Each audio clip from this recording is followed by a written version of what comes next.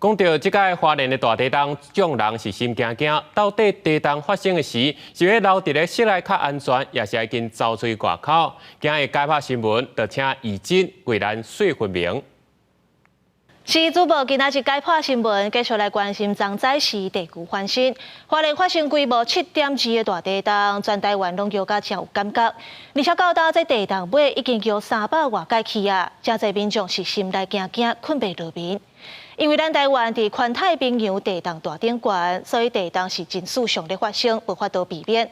干那加强防灾知识，提升应变能力，才会当减轻损失，保障家己的性命安全。总是讲地区翻新的时，人伫厝内要安怎保护家己咧？上重要的就是爱保护头壳甲颔棍。要救命有3招：趴落来、掩护、稳好调。第一招趴落来，拄着地震就爱随趴落来伫涂骹。那第二爱找所在避，若准备伫壁角就爱细致，莫互鸡仔、猪仔喊着伤。上好是避伫倒仔骹，头壳顶才有物件扎咧。那第三要伫倒仔骹。一只手就爱甲家己的头壳抑个颔棍保护掉，那一只手咧就是爱换倒仔骹，才袂互地震的物件喊着伤。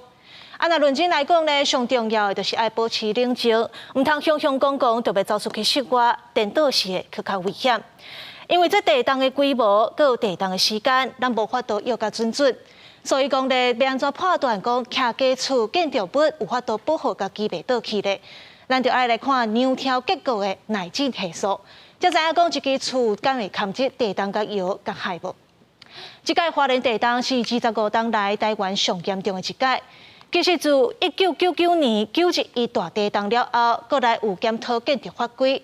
伫2002年有甲检讨这建筑法规了后咧，就规定讲，这新起的厝爱提升耐震系数。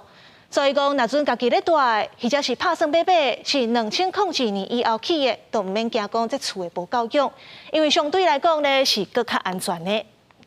若讲万不知，恁兜是伫咧9.1大地震进前就起好势啊，已经起超过25年的老厝，有影就更较危险啊。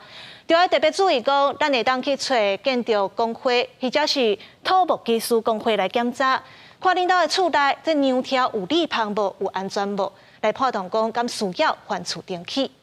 以上就是今仔日的解破新闻，咱甲时间交转去互主播。